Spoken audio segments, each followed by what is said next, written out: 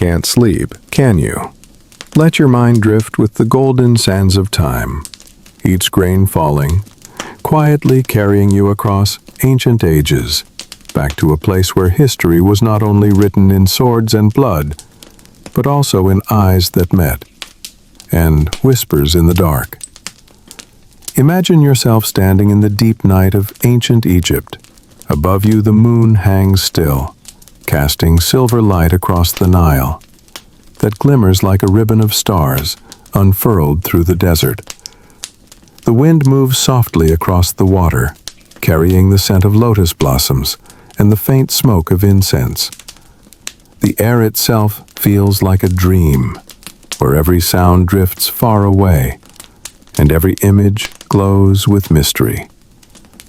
You are no longer yourself. You are a traveler from afar, a soul that has slipped into the past. Your bare feet touch the cool stone floor of the palace at Alexandria, a place that once rang with laughter of the court and hushed conspiracies behind veils of silk. In the distance, an ancient harp sings, mingling with the trickle of fountains carved in granite, guarded by the shapes of Isis and Horus. The great bronze gate opens slowly. Light from hundreds of oil lamps flickers against the high domes, casting shadows that curl and dance like serpents guarding the secrets of the dynasty. At the end of the dim corridor between towering columns, you see her, the woman who shook two empires, the woman who loved in a way only the gods could understand. Cleopatra. She stands as if she knew you would come, her eyes gazing through the smoke of incense, not at you, but through you, as if your soul had once lived in that court, once been called by her name, then vanished again into the wind. You feel you are not simply hearing a story, but living inside it. History is no longer dry lines on a page. It is the breeze touching your hair, the hot sand beneath your heels, the breath of Cleopatra brushing your shoulder, then dissolving like a mirage in the desert. Tonight, you are not just hearing of Cleopatra. You become part of the secrets she held, part of the choices that shaped the fate of two empires, part of the love so beautiful and so dangerous that history itself bowed before it. If you listen long enough, you may hear the whispers of ancient souls calling her name by the Nile at midnight. You may see yourself sitting in a golden boat, gliding on still waters, where Cleopatra and Mark Antony once touched hands under the moonlight. A single gesture, small, yet strong enough to shake an empire. Let your eyes relax. Let the images rise in your mind like a dream. Then follow this channel, because tomorrow night we will journey again to another memory, where time sleeps and mysteries remain unsolved. Now you may close your eyes, or keep them wide and let imagination fly. Let me guide you from her childhood in the shadows of the palace to the fated encounter with Caesar, to the sunsets with Mark Antony, when the world itself was collapsing. This journey is not just history retold.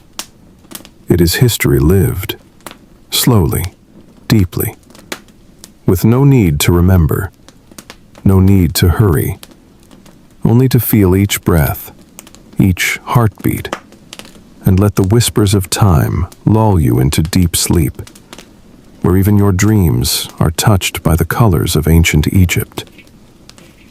Are you ready? Then let us begin. Chapter 1. The Girl Beneath the Crown. You are still standing in the drifting incense of the palace at Alexandria. The oil lamps flicker softly against the stone arches. From the gentle breath of the night, before you step deeper into the stillness. The story begins with a young girl, hidden beneath a crown not yet worn. You walk slowly along the cool stone corridors. Footsteps dissolve into shadow. A wooden door to the library opens like a quiet breath. The air carries the scent of old paper, ink, and beeswax. Memory gathers around you. You sit in a wooden chair in the corner. There she is, Cleopatra, a child, reading. You hear the soft turn of pages, like the wings of a desert bird brushing silence, the rhythm steady and calm. Candlelight leans across her cheek, her eyes fixed and serene, reaching deep as if touching the souls of ancient writers. This is more than a library. It is a sanctuary of memory. Shelves rise with papyrus scrolls, each scroll a river flowing into the sea of knowledge. Cleopatra listens to every river. Each day she opens another stream. Inside her, a Nile of the mind is rising. You follow her slender fingers. They trace symbols of stars, lines of geometry, notes of herbs for fever, words of rulers on justice. Her breathing steady. Inhale to receive, exhale to reflect. Pages turn like flowing water. Outside the palace, whispers weave webs of power. Promises and lies coil like smoke. You hear faint footsteps, the sigh of a servant. But inside the library, peace holds its line. Cleopatra grows in that line. A tutor reads Greek aloud.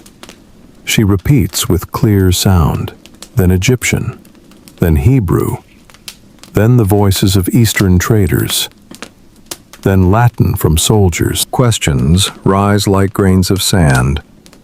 What steadies a nation? What lifts a person? Back in the library at dusk, she reads of medicine, herbs for childbirth, prayers for mothers. Gentleness grows in her eyes, power to shield, knowledge to heal. She writes lines in soft script. She imagines an Egypt of peace. Sometimes siblings pass by, eyes sharp or kind. She smiles faintly. She turns back to her scroll. There are two kinds of walls, one of stone, one of learning. She builds the second. Night falls.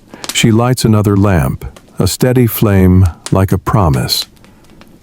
She reads of stars. Sailors find their path in light. She too learns. Inhale to steady, exhale to see the way. A tutor tells of a shepherd lost in sandstorm.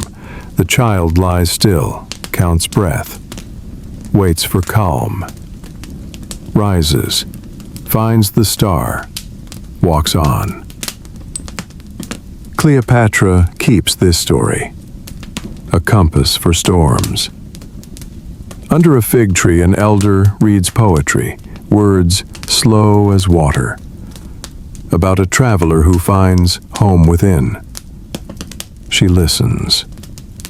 Bread bakes in the palace oven, the scent of life. She loves the library, because here answers are slow.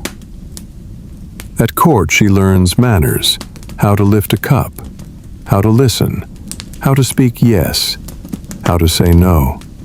Each gesture small, each gesture power. Rule is safety. The potter trusts clay tomorrow. The sailor trusts the river.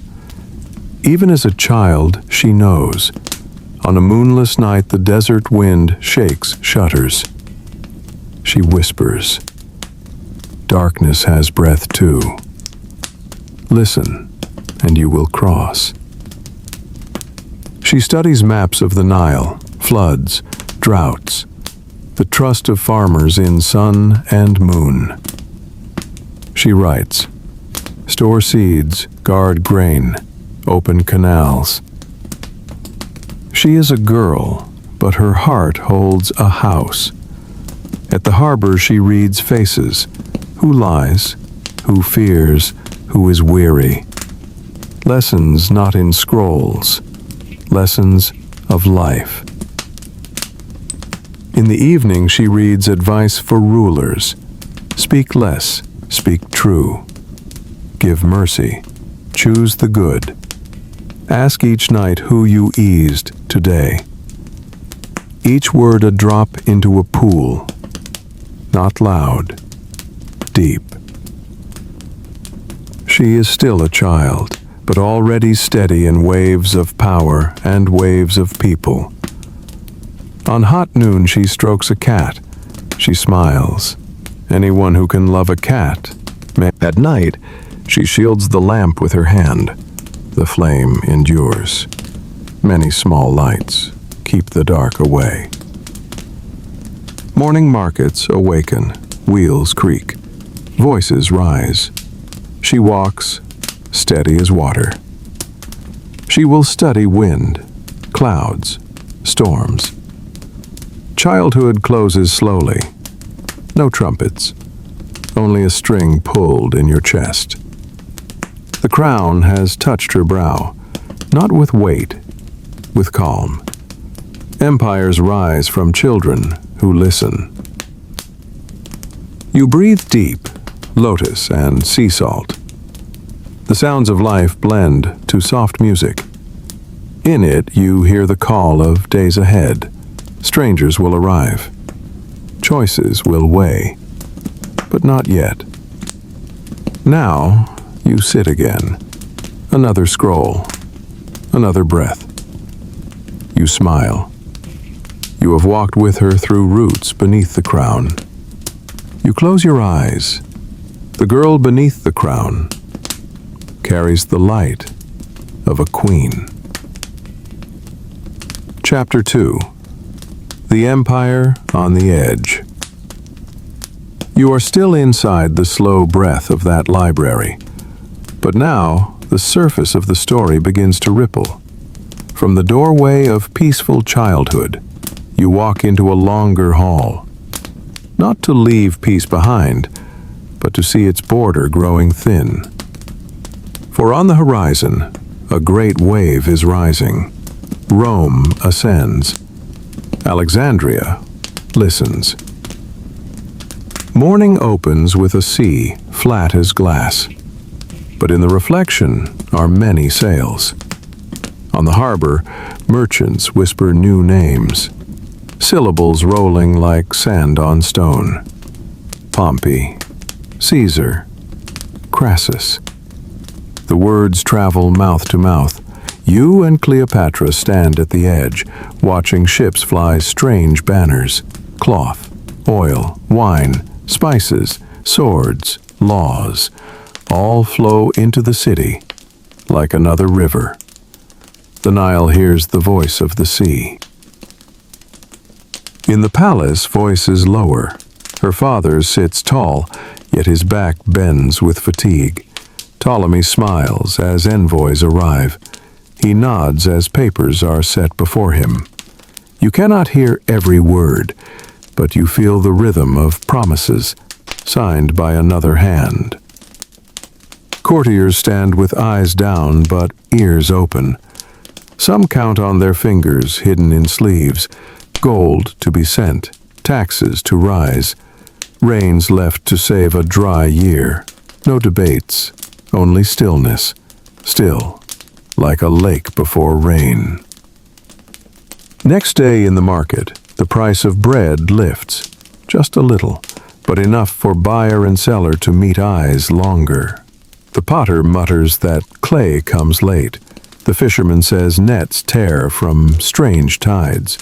An old woman counts her coins twice.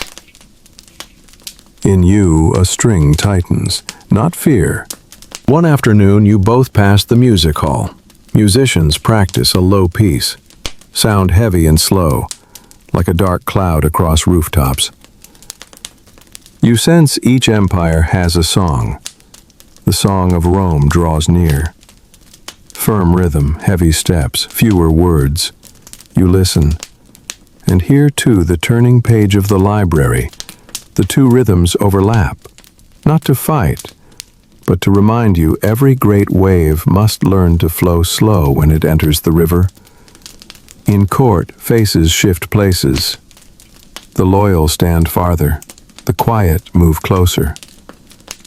You see forced smiles, careful bows, invisible words written on walls. Stand with safety. But where is safety? Ptolemy asks with his eyes into his wine. The envoy of Rome asks aloud, pointing to maps. Cleopatra asks in her breath, watching the Nile. Water flows, sand drifts, banks rise, banks fall.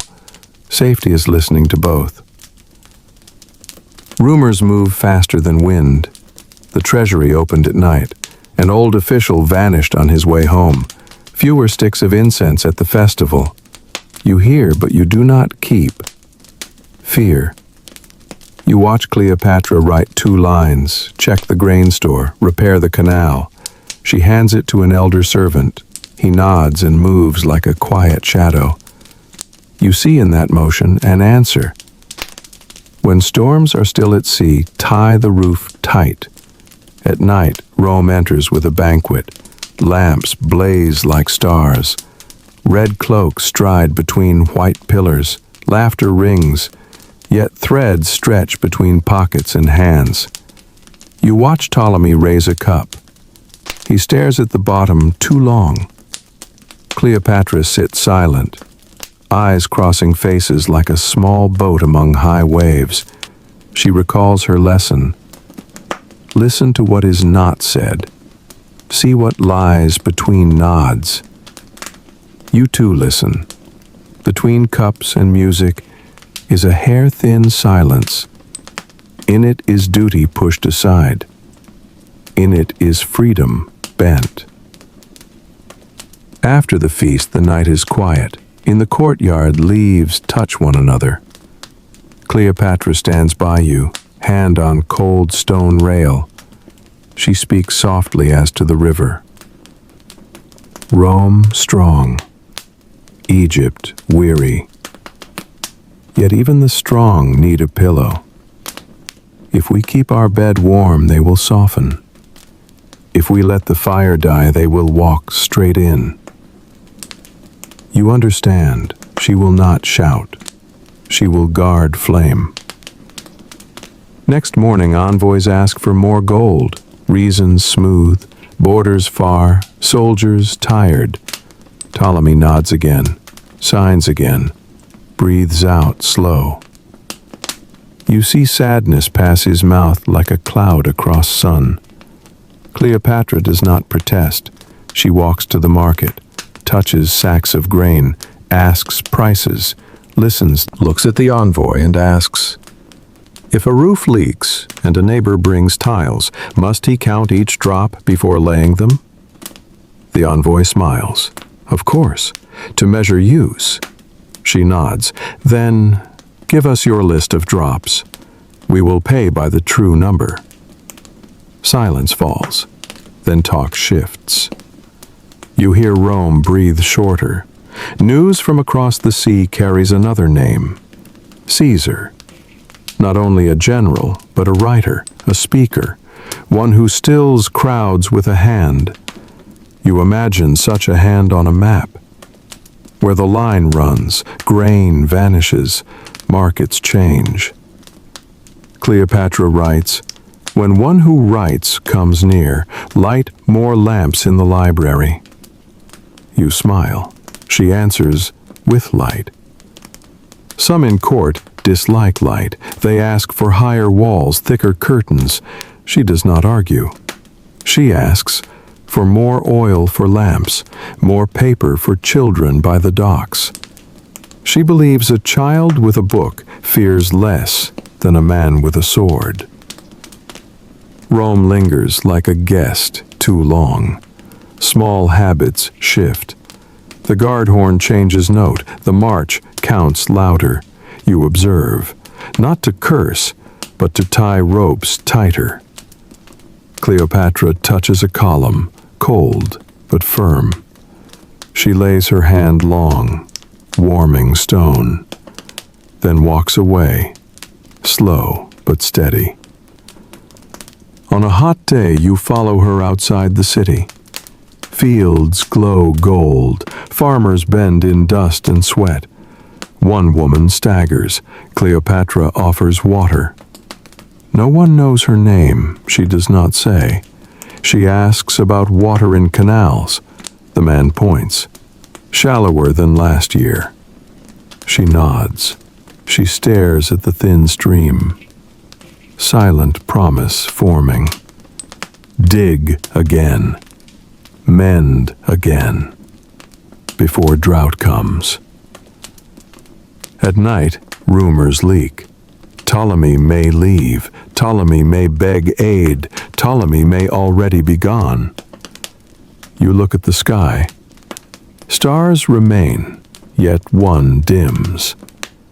Cleopatra stands by her father's empty chair. She lays a hand on it, then pulls another chair close, sits straight, writes.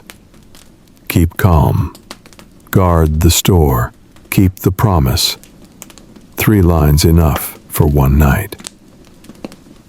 Dawn brings new Romans. They ask to see ledgers, keys, keepers.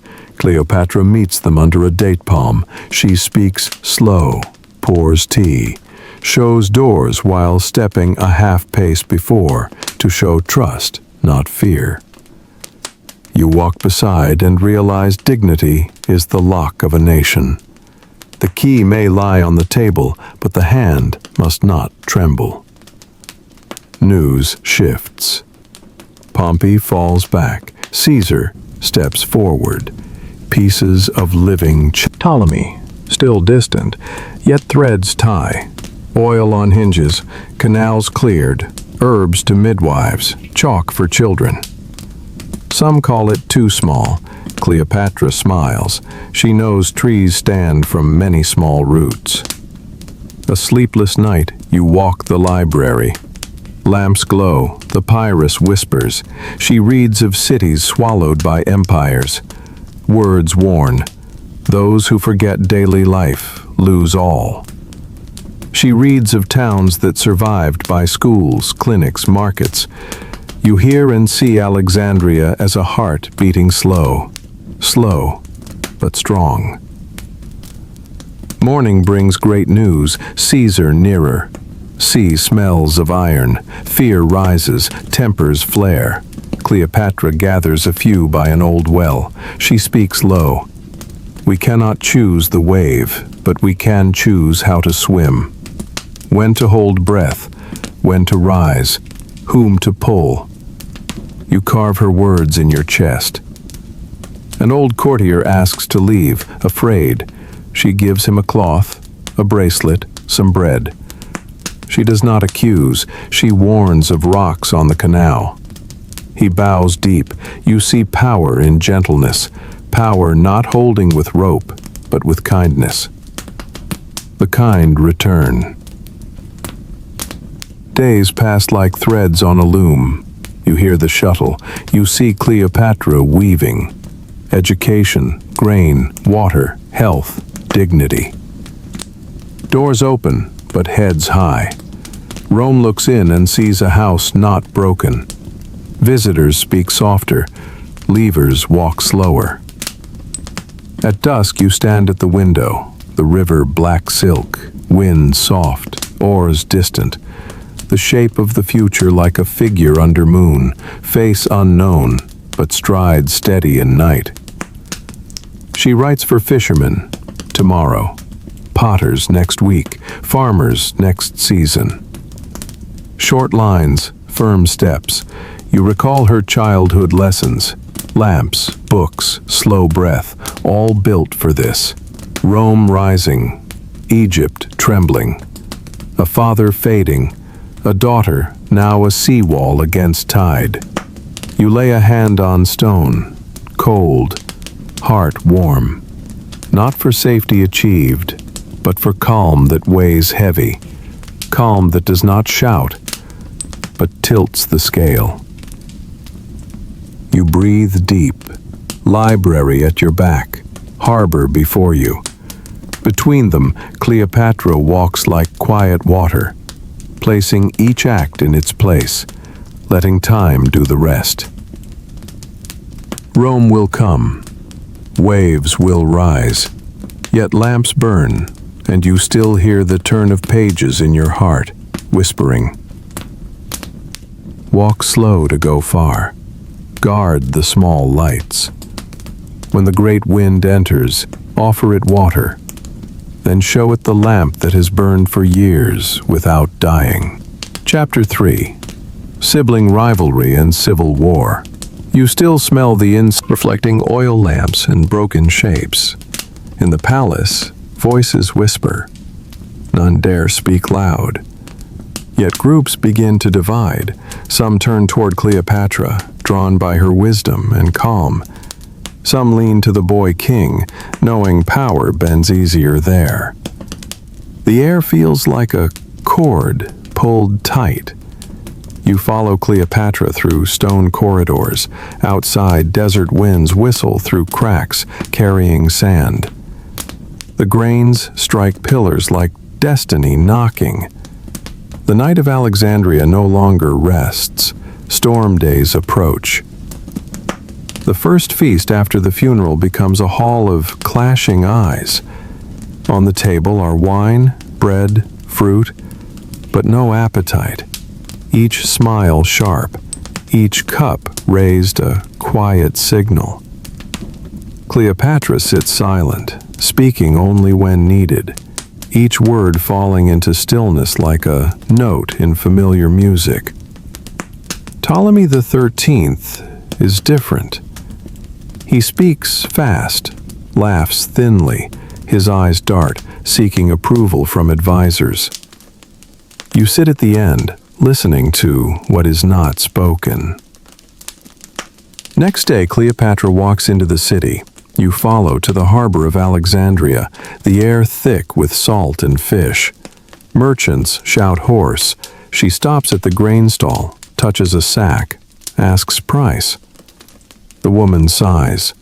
Higher tax, heavier cost. Cleopatra listens, makes no promises, only asks about floods, about fields. Children run to her. She bends, touches their heads. The people look at her with different eyes. They see listening in her. Meanwhile, Ptolemy XIII stays in the palace. Advisors whisper in his ear, place papers before him, tell him to sign. He signs, his hand trembling, his eyes unknowing. You watch from afar, see other hands guiding his hand. The court splits, half whisper for Cleopatra, half bow to Ptolemy. Stone pillars of the palace become invisible borders. Sand from the desert piles in small lines along corridors. Nature whispers, it always knows human cracks before humans admit them. At night, Cleopatra returns to the library. She sits before a scroll but does not read. She stares long at the letters, then speaks softly. Knowledge is to keep light alive, but when darkness thickens, light will be tested. You hear her words heavy with resolve. She knows war cannot be avoided. The struggle begins in small things. Bread costs more, taxes rise, granaries held back from people, whispers in the market, sailors murmur at the docks, guards in taverns speak low. All these beats drum into fever. Cleopatra listens and remembers. Ptolemy hears and lets advisors order. One morning, I do not leave the throne. I hold it by leaving, you understand. This is not fleeing, it is preparing. In the palace, Ptolemy and his faction rejoice. They believe victory is theirs, but you know it is only prelude. The city splits like a body torn, one half a court of youth and schemes, the other Cleopatra gathering strength beyond walls. Desert sand keeps creeping into the palace, settling on statues, covering halls, lying on the throne, each grain a reminder. Empires fall not only from outside, but from cracks within. You stand at night, hear sand scrape doors, lamps flicker. You know this storm of power will not sleep. From the empty space, a name from the west will soon arrive, Caesar. But now you only stand beside Cleopatra, her shadow long on the sand. She has stepped into war with her own blood, a war without drums, without trumpets, only the heavy silence of history. You breathe deep. The heartbeat of history thuds slow and heavy, and you, the listener, walk the corridor, hearing wind, seeing sand, and knowing power always carries a price. A price beginning with small grains, rising into storms, sweeping thrones away. Chapter 4. The arrival of Julius Caesar. You still hear the desert wind from the days of dispute within the palace. Grains of sand still fly and settle into every crack, like whispers that never end. Cleopatra has left the throne, left the cold marble walls, gone into exile. Yet she does not let loss become an end. In the shadows she nurtures a plan, a bold dream, and that dream will carry her to a man from the west, a man whose mere presence in a room shifts the fate of the world. Julius Caesar. You walk with Cleopatra through nights of exile, not palaces, but small rooms in the old house of a loyal friend. Oil lamps flicker. Her shadow moves on walls. Her frame small, but her eyes never dim. She sits at a wooden table unrolling a map. The Nile stretches across it like a green ribbon. Alexandria shines at its mouth. And beyond, Rome. Names echo there. Pompey, Caesar. She knows Rome is not just a nation. Rome is a wave that swallows lands. Egypt trembles, not only from civil war with Ptolemy XIII, but from Rome's growing shadow. She knows to keep throne and country she must tie herself to that wave. And that tie is Julius Caesar. That night, she traces the map with her hand and whispers, "To keep Egypt, I must step into Rome. To keep my crown, Caesar must see me." She begins weaving her boldest plan. Caesar, victor. He enters Egypt, seeking not friends, but submission. In the palace, Ptolemy and his men tremble, hiding fear with feasts, carpets, columns of flowers, thousands of lamps. Yet Caesar walks like an old lion, cold eyes, hand resting light on sword, words few, defiance none. You and Cleopatra hear from the dark, all doors closed to her. Yet she does not yield. She says softly, as to you, "To change fate, I must reach Caesar myself, not by paper, not by envoy, but by presence." That night her circle brings a carpet, thick and rolled, the kind laid in palaces. She touches its threads, and you see fire in her eyes. "I will enter as a gift. No one denies a gift when delivered." You follow through palace halls lit by lamps. Guards echo steps on stone. Yet in shadows a small group moves, the carpet carried, Cleopatra hidden within. Your heart beats with each step. each shadow a held breath. Servants present the carpet to Caesar's chamber, a gift for him. No one questions. The door closes. Silence. Then fabric unrolls. Cleopatra rises. You witness that moment. A young woman, face bright in lamplight, eyes fierce and clever, standing before the most powerful man of Rome. Julius Caesar lifts his gaze. Seasoned eyes meet hers.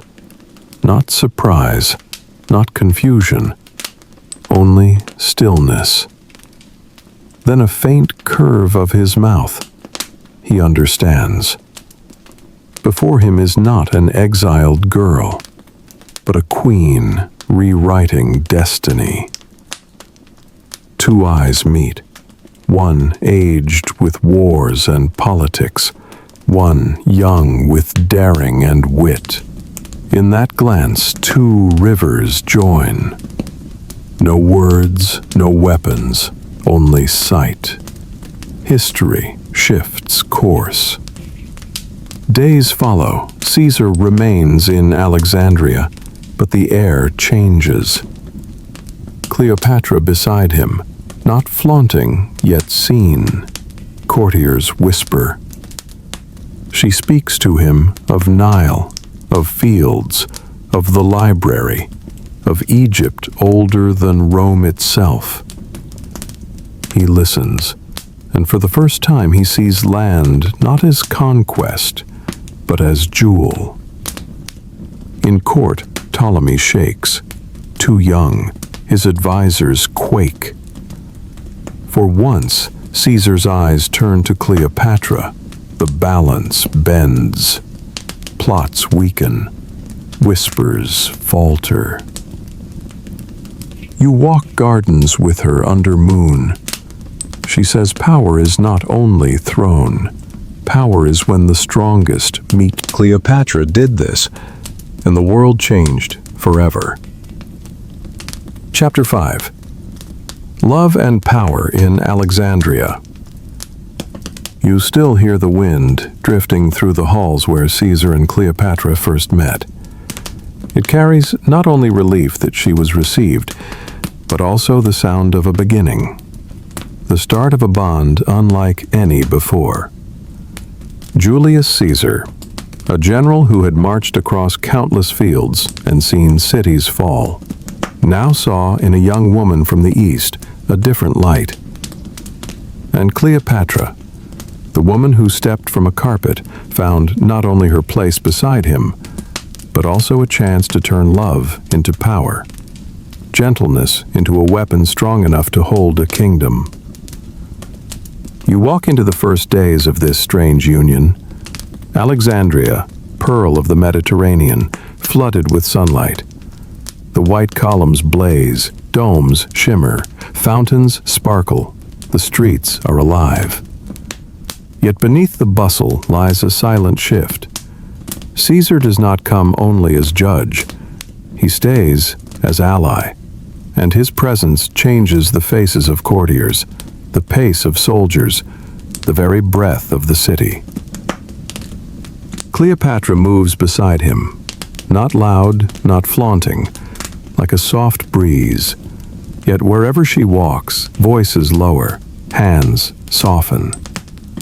She tells Caesar of the Nile, of floods bringing silt, of temples built for thousands of years, of the library of Alexandria with scrolls that hold the wisdom of the world.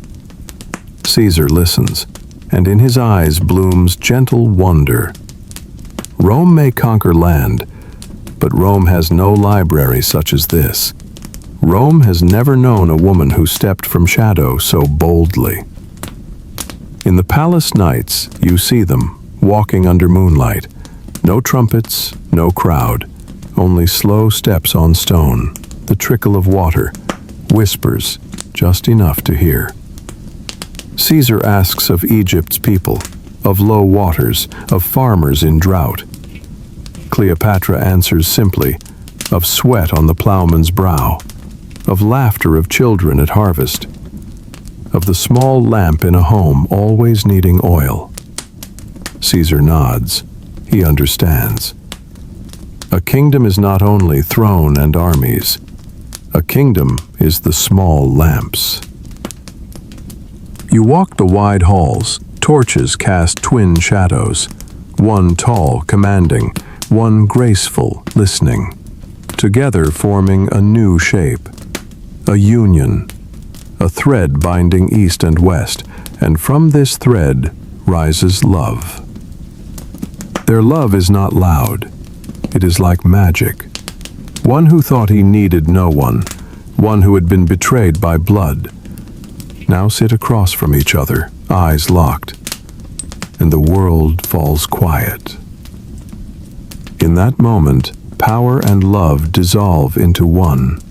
Caesar drawn not only to beauty, but to intellect. Whispers float from market to docks to taverns like a cool breeze. One morning you walk the market, Mediterranean light on baskets of red pomegranates, jars of oil, bundles of greens, voices light. An old man holds new bread and sighs. A child laughs, tasting honey. You hear and know trust is food above the soul, and Cleopatra brings it back. In the palace, Caesar sits with her over maps, lines, numbers, armies marked. Caesar speaks of legions far away. Cleopatra points to rivers, to grain, to harvest. They exchange, balance, blend. You stand and see, this is not only romance. It is partnership, a binding that Rome and Egypt must bow to. Night falls. Alexandria shines like a second capital. Great ships hang lanterns at the harbor. Crowds move through squares, whispering. Some fear, some rejoice, yet all feel their city now beats as heart of the world. You see moonlight strike white columns. You see Caesar and Cleopatra walking, their shadows merging into light. And you know from this moment, Alexandria is no longer only Egypt's jewel. It is Rome's second heart, glowing beneath sun to moon. A bridge of two civilizations, a bridge, a flame, a song soft and deep across time. You hear it within, slow, steady, and let yourself drift as though asleep in the arms of history. Chapter 6. The Birth of Caesarion. You still remember the nights of Alexandria, burning bright with torches as Caesar and Cleopatra walked together.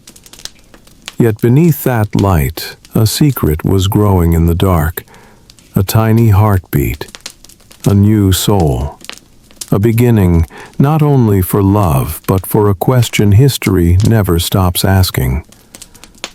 What happens when a child carries blood of both Rome and Egypt? Cleopatra knew she was with child on a quiet night. Mediterranean wind blew salt and lotus through the window. She placed a hand on her belly, her gaze distant, then a soft smile. Not the smile of a queen calculating, but of a mother awaiting her first child. You stand silent, hearing her heart beat in rhythm with the faint pulse within. In that moment, throne and intrigue fade back. Only a gentle joy remains. Days passed. Her body changed, but her spirit glowed. Mornings she stepped into courtyards, her gown swaying in soft breeze, in her eyes a new calm. Evenings she sat with Caesar, maps still unrolled. Yet at times he set aside pen, rested his hand on hers. Obligations tangled in politics. Now in Alexandria, another lineage stirred, half Rome, half Egypt, both miracle and threat. The city seemed to sense it. Alexandria grew gentler, as if guarding a secret. The people did not know details, yet they saw their queen radiant. Lighter steps, warmer smile. Whispers spread, hushed but sure. They said a prince would soon be born. That day came on a clear morning, Mediterranean sky blazing, seabirds wheeling low, lamps lit along palace halls. You stand outside the chamber, hear whispers, then a cry, sharp and strong, breaking marble silence. Caesarion was born. Cleopatra held him, her face alight. She whispered his name. Caesarion. You look at the tiny child, hands twitching, skin thin as parchment, breath soft as wind. Yet in that cry you hear both civilizations, half Rome, half Egypt. One heartbeat carrying two legacies. She gazed at him with tenderness and pride. She knew he was not only love's child, but proof Egypt was not broken, a lamp for the throne, a bridge between two worlds. Alexandria roared with joy at the news. In markets, on docks, in taverns, they murmured the name, Caesarion, son of Caesar and Cleopatra. They believed a new age was rising, a child as sign of future. But in Rome, the news met no welcome. Envoys whispered in corridors. Julius Caesar had fathered a son with an Eastern queen. They asked, "Does this mean the boy will inherit empire? Will Rome accept a child with Egyptian blood?" The question, sharp as daggers, pressed to politics. Caesar sat long nights, lab shadows stretching, his hand pressed to his brow. He loved Cleopatra. He loved the child. Yet he knew Rome would not accept. Envy and schemes there were keener than swords. One child, a hope for Egypt. In Rome, a spark for revolt. Cleopatra still smiled, carrying Caesarion through palace courts, showing him to the people. They blessed, they sang, they lit incense. They saw in the child promise of dynasty. You hear cheers rising like warm tide through the city. In private she whispered to Caesar, "Our son will be a bridge. If Rome will not accept, Egypt will. If the world turns away, my heart will hold." You hear and know. She dreamed not of crown for him, but of future for her land. Caesar gave no quick answer. He laid hand over hers, gazed at the sleeping child. In his eyes a hidden fear. Rome would never call Caesarion lawful heir. Yet no one could erase that this was his blood. You stay near, hearing Caesarion breathe soft, feeling the warmth of new life. And you know history has turned another fragile page. And you know from the moment that cry rang out, the world was changed. An empire, written not only in wars, but in the first cry of a child. Chapter 7. Murder in Rome. You still remember the first cry of Caesarion, a sound like the dawn of a new age. Yet before that age could grow, darkness rushed in from far away, not from Alexandria, but from the heart of the world, Rome. Cleopatra followed Caesar to Rome. She left Alexandria carrying her child, setting foot in a city of endless marble, vast squares, every road leading inward. You walk beside her, seeing Rome for the first time, so different from Alexandria, not gentle with river and breeze, but hard with stone and soldiers, columns rising like spears, streets echoing with hooves, crowds shouting Caesar's name. Caesar had defeated countless foes, and now he returned not just as general, but as living god. People cheered, threw flowers, raised statues. You saw Cleopatra seated in the chariot, her eyes shining, yet worried. For she knew, where there is too much praise, jealousy hides deepest. Days passed. Cleopatra remained in Rome like a foreign shadow. Markets whispered her name. Taverns gossiped. Senators spoke in hushed tones. An Eastern queen, bearing Caesar's child, dwelling inside their city. For common folk, she was mystery. For the powerful, she was threat. You walked the steps of the Senate, heard whispers in dark corners. Some called Caesar divine, others muttered tyrant. Some spoke of Caesarion as new dawn, others feared Rome would be tainted with foreign blood. Each whisper a blade hidden in robes. Cleopatra felt those eyes. She carried her child through crowds, hearing their talk. At night, she told you softly, "Rome is not Egypt. Here they love you in morning and betray you by night." You knew she smelled the storm. Then the day came, an ordinary morning. Sunlight fell between columns of the Senate, long bars of gold on marble floor. Caesar entered, red cloak trailing.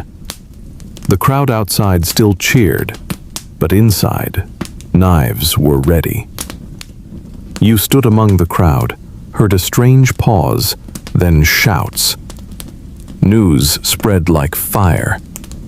Caesar was struck down, blades falling not from foreign enemies, but from friends, allies, men who once drank with him, and history veered in that instant. Chaos seized the city. People running, screaming, weeping, shouting. The square Rome was a pack of wolves without shepherd. Factions rose, speeches burned, promises, threats. But for Cleopatra, Rome was no longer a place to remain. Here she was only shadow, hated. She must return to Egypt. That return was no triumph, it was mourning. The ship left Rome's harbor in morning mist. Cleopatra stood on deck with Caesarion, eyes fixed on the receding city.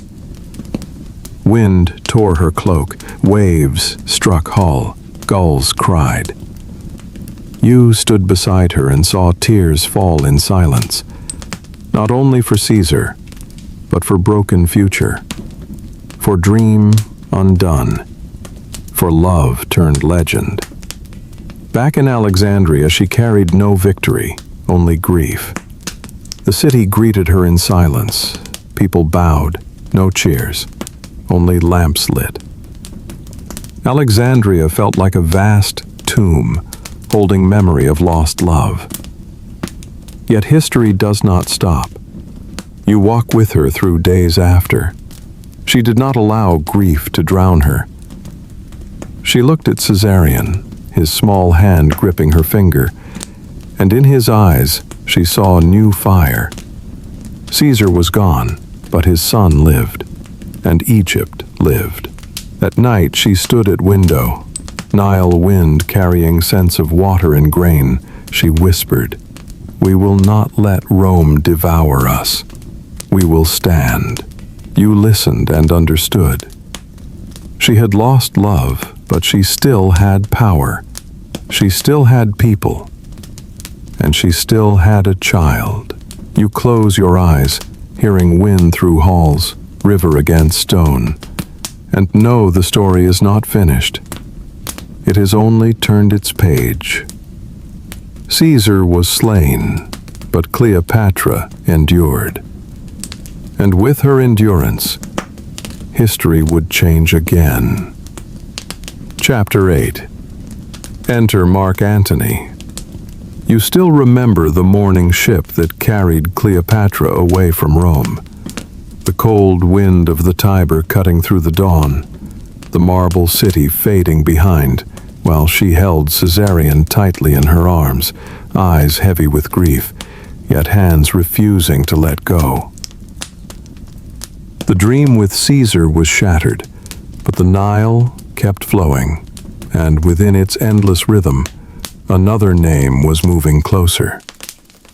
Mark Antony.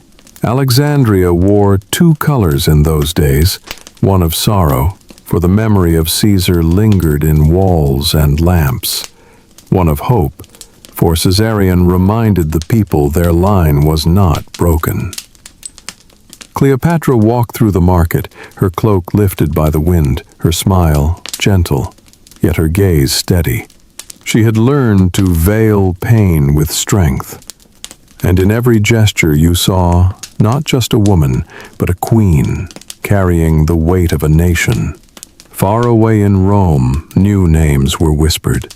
Octavian, Caesar roared with laughter through grand feasts, but in battle became a tiger, his gaze blazing, his sword unshaken, his shout making soldiers fierce. He lived fast, strong, as if tomorrow would never come. That wild force, colliding with Cleopatra's proud grace, would create another legend. The day Antony arrived, Alexandria shone. Roman ships entered the harbor, red banners flying, soldiers cheering. Antony stepped down, cloak sweeping, figure broad, eyes scanning the crowd. He came like a storm, and the city opened like a garden to meet it. You followed the procession, saw Antony's eyes when he first looked at Cleopatra. It was not Caesar's gaze. Caesar had looked as strategist, finding ally. Antony looked as man seeing a flame bright enough to consume him. Cleopatra appeared, golden cloak shimmering, incense drifting. She walked slowly, each step like a note in music. When they faced each other, time seemed to halt. Antony, who feared no battlefield, bowed his head slightly, his eyes lit like a child seeing wonder. The next day, Alexandria feasted. Unlike Caesar's tense banquets, heavy with politics, Antony's was filled with laughter, overflowing cups, music, loud and wild. Cleopatra sat by his side, speaking softly, smiling, her words few, but each carrying weight. Antony laughed loudly, clanged his cup, eyes fixed on her. You sat quietly and knew two flames had touched. Cleopatra's allure was not only beauty, but wisdom. She spoke of Egypt's gods, of Isis, of the Nile's stars, of history flowing longer than Rome's. Antony listened, sometimes drunk, sometimes sober, but always drawn deeper into her voice. He had never met a woman both tender and firm, romantic and strategic. And Cleopatra, scarred by loss, found in Antony a fierce energy that rekindled her spirit. Alexandria transformed. They sailed the Nile in golden boats, music echoing, lotus scent drifting. Antony laughed, lifted his cup, held Cleopatra close, as if the world shrank to two hearts. People saw them and felt their queen was no longer alone. You followed into palace gardens, nights when Antony listened to her speak of myths under silver moon, eyes glowing with childlike wonder. Or at feasts where he sang drunk, then fell silent when she touched his shoulder. He was fire, she was water, but together they became balance. Cleopatra staged grand visions, a barge draped in purple silk, incense rising. She appeared as goddess Isis descending. Antony stood stunned, eyes blazing. She looked at Antony and saw not only lover but commander strong enough to face Octavian. She chose to trust in both love and power. You saw her eyes when she held Caesarion and turned to Antony, eyes of mother and queen. She could not lose again. She had lost Caesar. With Antony, she sought to hold both throne and heart. Alexandria nights glowed brighter. Music and laughter filled the air. But within the breeze you heard another note, distant, colder. Wind from Rome, wind from Octavian. Cleopatra whispered to Antony, "Love is not just breath. It is strength to stand against the world." Antony laughed, embraced her, and said, "If Rome comes, let the Nile swallow them." You closed your eyes, hearing their voices, hearing Alexandria's pulse. A love burning, a power rising. A city dreaming itself as the heart of the world. But you also knew, when a fire blazes too bright, shadows grow eager. In years that followed, Antony lingered more in Egypt than Rome. Together they had children, built festivals, lived as if Alexandria was center of all. People called them Isis and Dionysus, bowed not only as subjects to rulers, but as worshippers to gods. Nights lit the city, wine flowing, incense thick, pride swelling in hearts that Egypt was once again a beacon. But in Rome, anger grew. Octavian turned their love into weapon, telling Romans their general was bewitched by an eastern queen, betraying his homeland, raising Alexandria as second capital. His words spread, igniting rage. You heard the wind grow stronger, waves pound harder. The Nile flowed, but shadow of war crept near. Cleopatra and Antony knew the day would come when they must stand together, not only in love, but in battle. Yet tonight, beneath Alexandria's moon, they still sat side by side, wine in hand, love in eyes, a city like a dream around them. You listened, heart slowing, mind drifting, for though history would bend one way or another, this moment remained. The moment when love and power were one, when Alexandria became capital of fire and light. Chapter 9. The Days of Dionysus. You still remember the dazzling light of Alexandria when Antony first entered the city. From that day, the city changed. It was no longer just the capital of Egypt. It became the stage of a living myth. People whispered that Antony was Dionysus reborn, god of wine, of pleasure, of vitality. And Cleopatra, queen of the Nile, was Isis incarnate, goddess of love and life. Antony at her side, broad chest, powerful stride, laughter echoing. In the square below, crowds roared, throwing flowers, kneeling as if before gods. By day they wielded power together. Cleopatra asked about grain stores, about the floods, about the health of villages. Antony spoke of armies, borders, treaties afar. They placed their hands on maps, one hand delicate, one hand calloused, yet both pointing in the same direction. You stood watching their shadows fall long across papyrus, knowing love had merged with power. By night, the city turned to legend.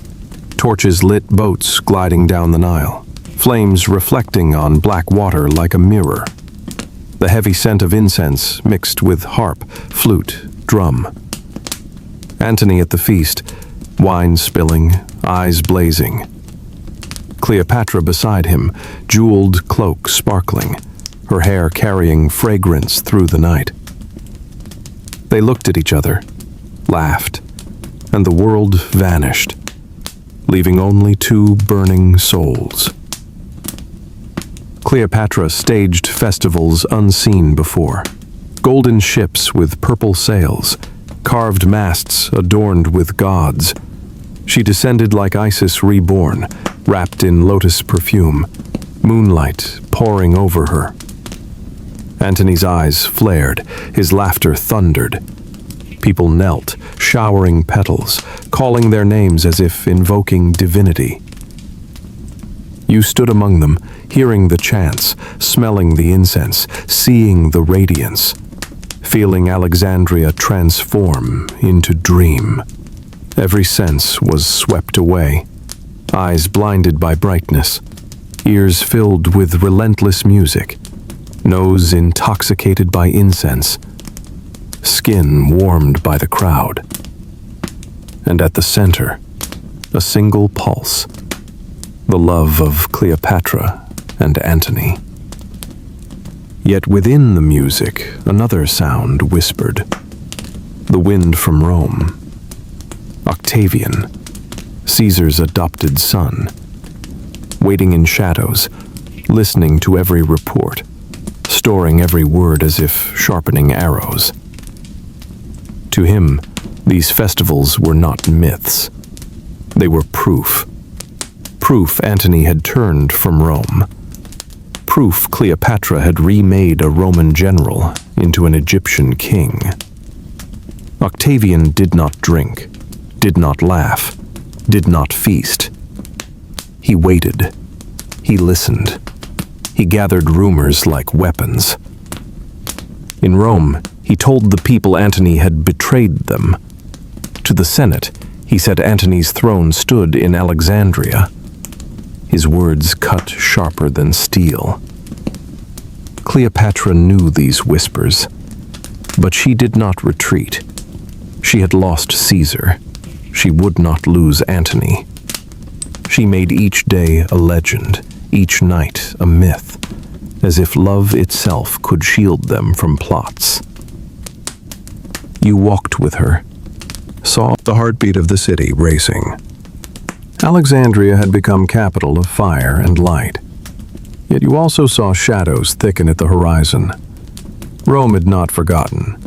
Octavian had not slept. He waited, patient as a wolf, for prey lulled by wine. You understood then that every dream, no matter how beautiful, must end. That night, Cleopatra leaned on Antony, whispering love is strength against the world. Antony laughed, swore the Nile would consume Rome. You closed your eyes, listening to them, listening to Alexandria breathe incense-scented air. And you knew the myth would not last forever. But for now, as music rose and flames danced on water, Alexandria was still a dream.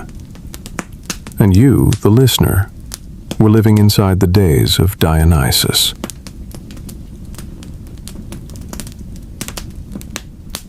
Chapter 10. The Propaganda War. You still remember the nights of Alexandria like living myth. Golden boats drifting on the Nile, torches blazing, harp music flowing, incense thick in the air. Cleopatra and Antony sat side by side as Isis and Dionysus, their love, turned into legend. People whispered they were gods. But far away, in Rome, another man whispered a different story. Octavian. Octavian did not drink, did not laugh loud, did not drown himself in music and scent.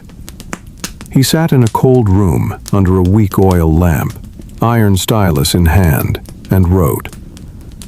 Each word not to praise, but to destroy. Not to honor, but to seed fear. He called Cleopatra the Eastern Witch. He told Romans she bewitched Antony with spells and poison, bound him in her arms like chains on a beast. He said Antony was no longer Rome's general, but the puppet of a foreign queen. These words were read aloud in the forum, echoed down stone streets, slipped into every Roman ear. You imagine yourself standing in that square, blue sky overhead, sun blazing on marble statues, the murmur of thousands like waves. On the rostrum, Octavian spoke, his voice not loud, but steady, cold, sharp as steel. The crowd nodded, eyes flashing with anger. Some whispered Antony betrayed them. Some spat Cleopatra's name, called her snake, called her witch. In the air you felt a new smoke, not incense, but hatred.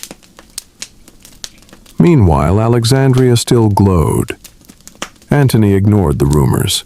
He drank, he laughed, he held Cleopatra close. He said Rome was only jealousy. He said the Nile was wider than slander. Cleopatra smiled, but in her eyes a shadow flickered. She knew words had power. Without a single blade, they could still kill. That she dreamed of Egypt swallowing Rome. That Antony gave her treasures, provinces, powers that belonged to Romans. These tales spread like fire, leaping from alley to alley, house to house, making Rome burn with rage. You picture the Roman crowd tearing her images, stomping on them, shouting, "Antony must return, must abandon the foreign queen." Yet in Alexandria, Antony clasped her hand, swore love was stronger than noise. Cleopatra knew love was strength, but power required more. She staged grander festivals, built temples, raised statues, so Egyptians saw their love as divine, not scandal. The people bowed, threw flowers, sang praise. But in Rome, each festival became proof for Octavian. He lifted his hand, pointed, declared, "This is betrayal. This is threat." You breathed deep, hearing Alexandria's music tangled with Rome's fury. One side harps and incense, the other side knives made of words, and you understood.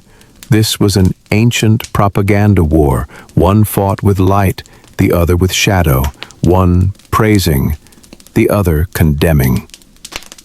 Nights in Alexandria stretched on, but from the west came a colder wind. Octavian was patient as a wolf.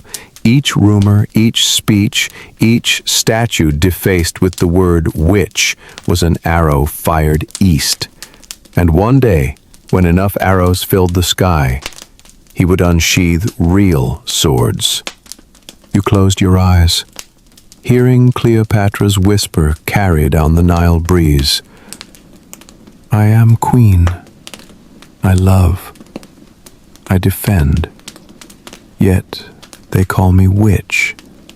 And you knew in that silence a new war had already begun, not on battlefields, but inside human hearts.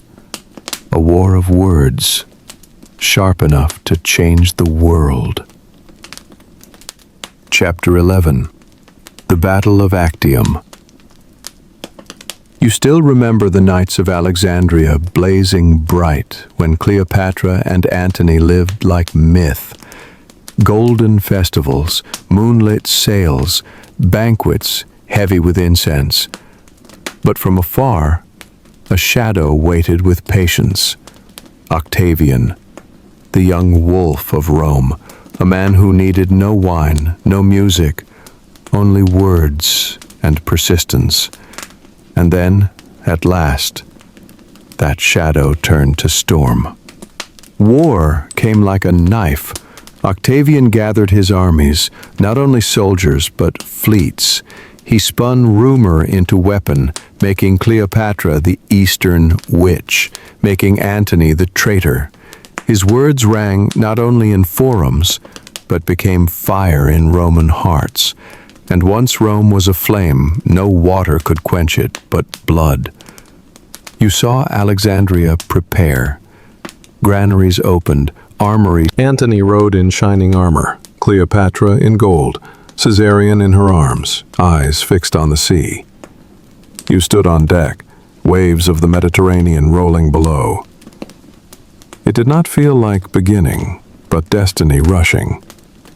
The battle broke on wide blue waters. The sun glared, winds filled every canvas. Two fleets faced each other. On one side, Antony and Cleopatra. On the other, Octavian with Agrippa, the cold-eyed admiral. Silence stretched like waiting for a drum. Then, sudden, the trumpet blared. Swords raised, oars plunged, and the sea became battlefield. You stood amid it, hearing waves crash, wood splinter, men scream. Ships rammed, oars snapped, fire leapt from prows. Soldiers shouted, blood spilled into tide. Antony roared commands, his voice louder than sea. Cleopatra watched from her flagship, eyes never leaving water. But the wind turned. The Mediterranean, loyal to none, shifted sudden. Egyptian sails strained, formations broke. Octavian and Agrippa struck like sharks tasting blood. Antony's ships smashed in chaos. Cleopatra's decks swayed. Smoke rose black, swallowing sun. You breathed in, chest choking, as though fate itself was ash. Through smoke and flame, Cleopatra gave her order. She did not shout. She spoke once, voice firm as stone. Retreat. Her prow swung, sails snapped, and her ship fled the slaughter. Antony's eyes blazed. For a moment he gripped his sword. Then, with fire in his gaze, he leapt aboard her vessel. He followed her. And in that leap, the battle ended, no longer fought by steel, but by broken soul. You saw the sea strewn with wrecks. Antony's men stared after, hollow with despair. Octavian watched, lips curling. He knew. When Cleopatra turned her ship, Rome had already won. No more blood was needed. Only that glance, and an empire fractured. On the retreating deck, Cleopatra sat silent. Wind lashed, waves struck, incense spilled across planks. Antony sat beside, eyes dark, hands clenched and trembling. Cleopatra turned, eyes sorrowful but unbroken. She whispered, I chose life. But you knew, and so did she. That crown had cracked. The night of Actium stretched endless. You sat on deck, hearing waves pound, hearts hammer, beneath sky without stars. Alexandria still far, Rome already near. And you knew, history had bent its course. One river of blood rushing east, one river of steel surging west. And the city that once felt like the capital of myth, now trembled like a lamp about to fade. You walked with them into the city. The streets did not cheer. The people were silent, eyes lowered, shoulders hunched. The harbor was scarred with ash from the ships that returned. In the palace, old velvet curtains hung heavy, torches flickered weak, no longer blazing like the days when Antony first arrived. Cleopatra moved slowly, her cloak trailing across stone, her eyes fixed ahead. Antony walked beside her, still strong in form, but the shadow on the wall already broken. In the first days after defeat, they tried to rebuild their myth. Cleopatra held small feasts, music still played, incense still rose, wine still filled the cups. But you heard the difference. Laughter was thin, torches dim, whispers in dark corners louder than songs. People murmured that Rome was coming. They whispered that Octavian had already chosen to end it. Antony heard, but he forced laughter, clinked his cup, spoke loud that there were still soldiers, still ships, still strength.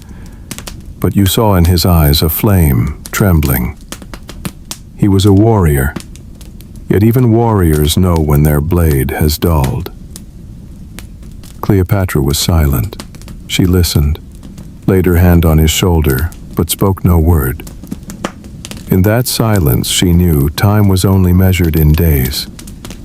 Outside, Octavian marched closer. Roman legions rolled like a black tide across land and sea, unstoppable. Cities along the Mediterranean surrendered. Alexandria knew it was the last. And you stood upon its walls looking out, seeing dust clouds rising like desert storms. Not desert wind, but Roman hooves. In the palace, Cleopatra prepared for what could not be avoided. She was still queen. She gathered treasure, hid it in vaults. She wrote letters, sent envoys, bargaining in desperation. Antony walked with her, but at times he sat alone, eyes hollow, hand on his sword without grip. He knew there would be no second Actium. On the night before Rome touched the gates, Cleopatra and Antony sat together. They did not drink. They did not hear music. Only silence. The Nile wind blew cold through the window, carrying the smell of mud. Cleopatra stared out, her hair stirred light. Antony laid his hand on hers. No words were needed. You sat near, heart slowing, knowing this was the final night of a love written in legend. The day Alexandria fell, chaos filled the city. Cries, screams, the hammer of boots. Antony stood upon the wall, watched Roman banners rise. He did not shout, did not command. He only watched. The blade pierced his chest. Blood poured, dark and heavy, spreading across stone. Cleopatra rushed, caught him, his blood soaking her gown.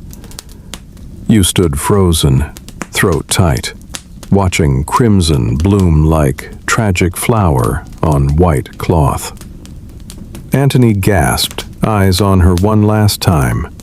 Cleopatra pressed her hand to his cheek, whispering, "You are my fire.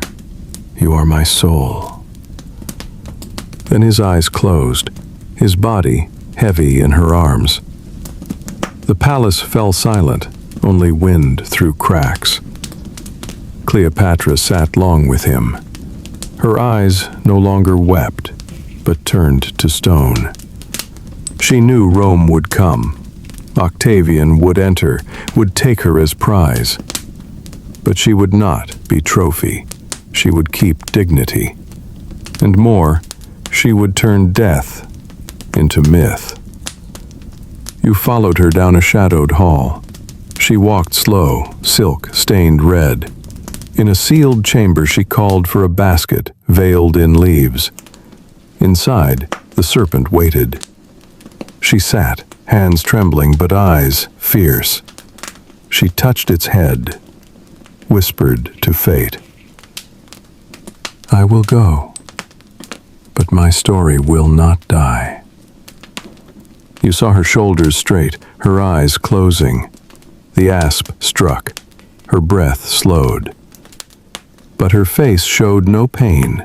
It glowed as though drifting into sleep. Cleopatra leaned back, white silk stained, candles trembling her shadow tall.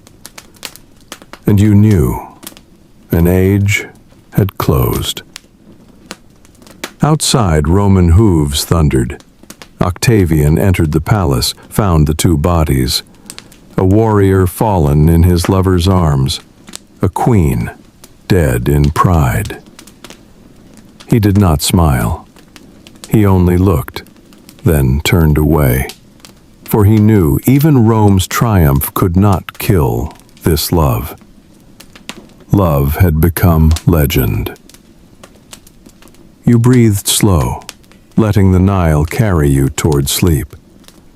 A sleep colored red with blood, white with silk, gold with flame. Cleopatra and Antony were gone, but in Alexandria's night wind, their names still whispered, and you, the listener, had become witness to their tragic end. Chapter 13. The Bite of the Asp. You still remember the final morning of Alexandria. The hooves of Roman horses thundered beyond the walls, Roman banners snapping in the wind, and inside the palace, candlelight flickered weakly against heavy velvet drapes.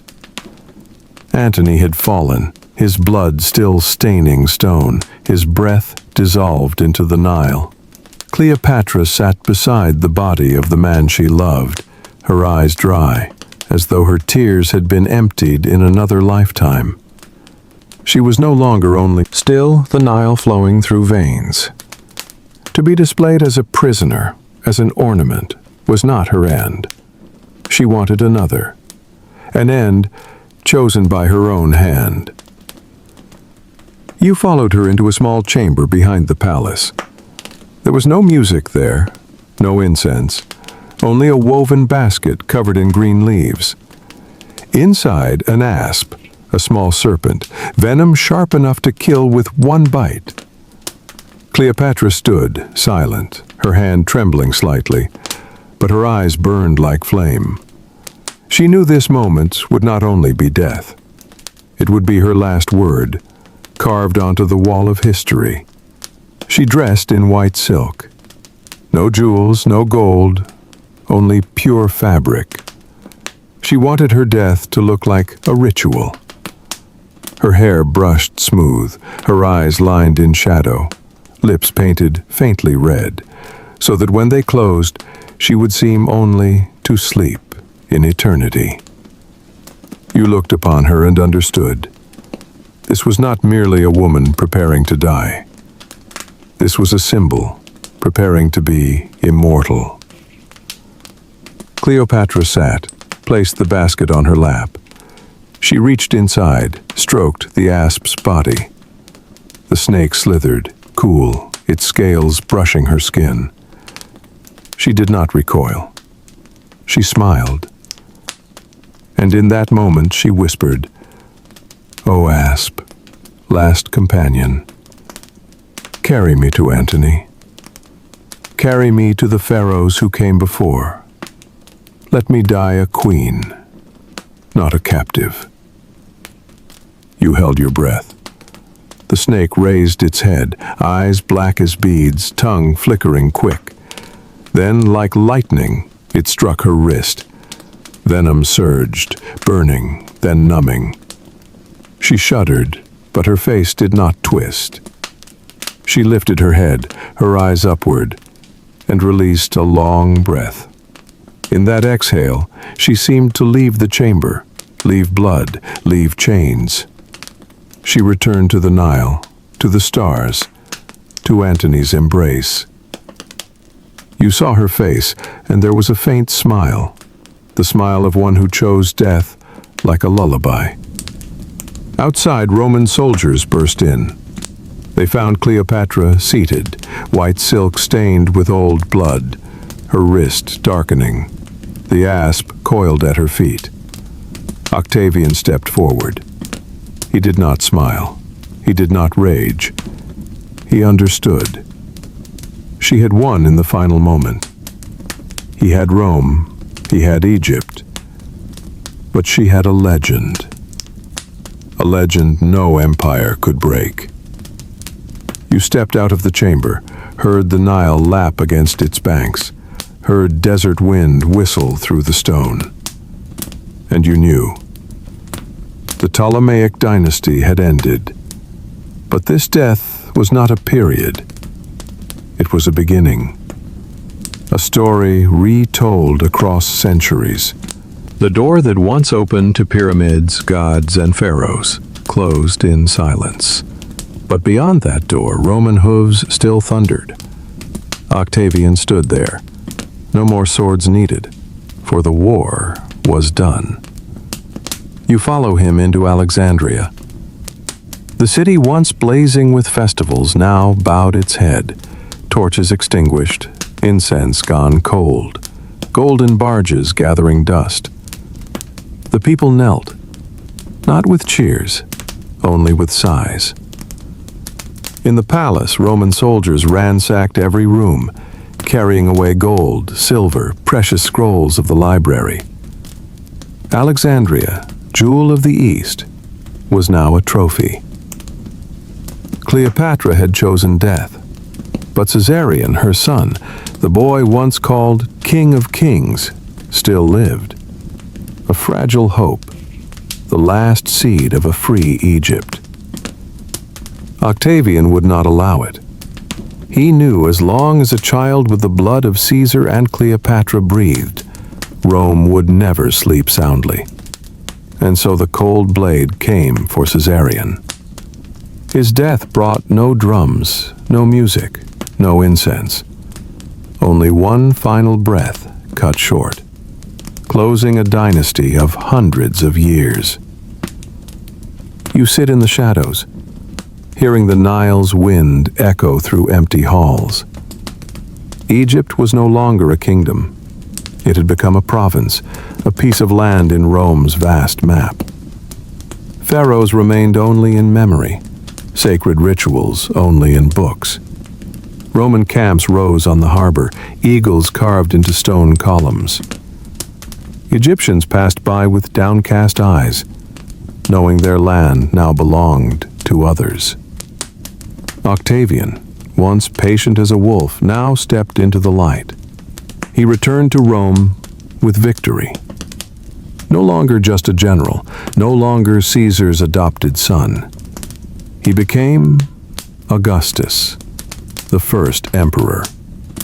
Rome transformed from a faltering republic into a solid empire. Cleopatra's death was the final stone in its foundation. You see him mount the forum, his hand raised, voice ringing, Romans roaring in praise. No one remembered the Eastern queen except through the slanders he had sown. To them she was only the witch undone. Yet in the night wind you hear another sound, a whisper of her name. Cleopatra, no longer a queen, no longer an army, yet still a legend. You walk through centuries. Her name appears in books, in paintings, in plays. People remember her not as a prisoner, but as the woman who dared to love, dared to choose, dared to die to keep her dignity. They remember her as moonlight on the Nile, soft and eternal. Rome had taken Egypt, Caesarea, the festivals like living myths, and the smoke of Actium swallowing a dream.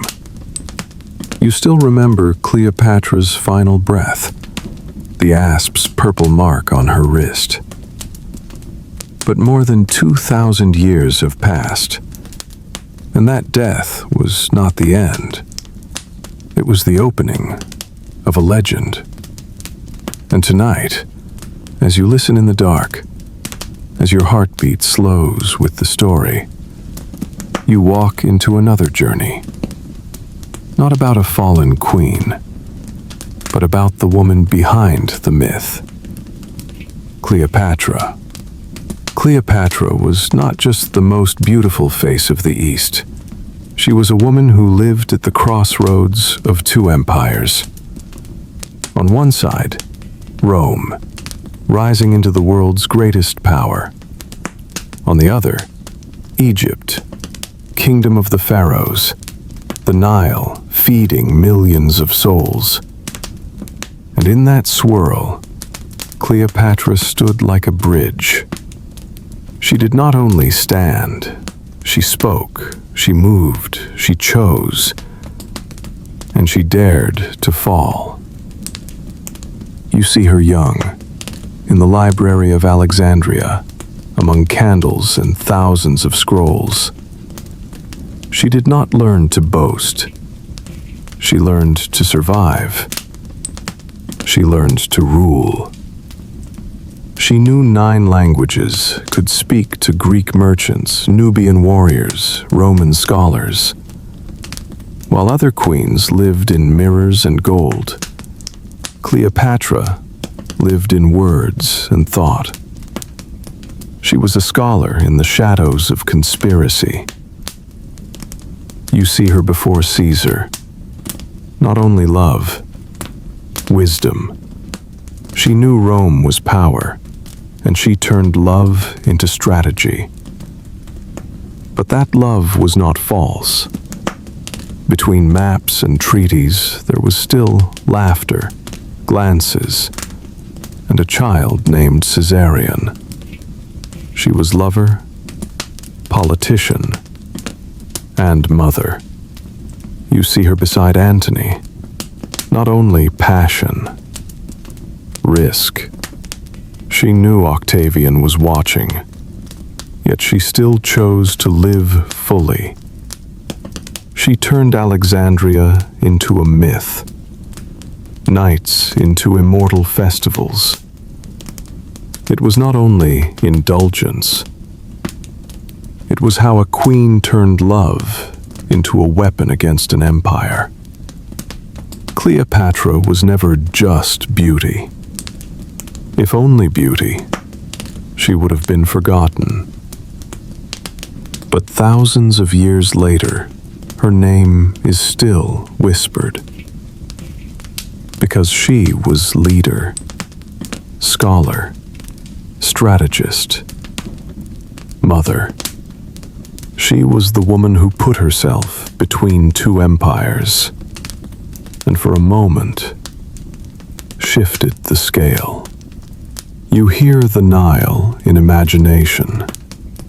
The water still flows, as memory still flows. Meta. Pause. Sexo 0.05. But Cleopatra became legend, and legend lives not in cold marble, but in imagination. No sword can kill it, no empire erase it. You breathe slowly, heart softens, night deepens. In the dark, you hear her name whispered like wind. Cleopatra, not only beauty, not only a tragic death, but the woman behind the myth, the one who loved, who learned, who ruled, who fought, and who chose death to keep dignity. And as you drift towards sleep, you know that even if you forget much of history, her name will remain, because she is Cleopatra, the woman who stood between two empires, still alive in humanity's dreams.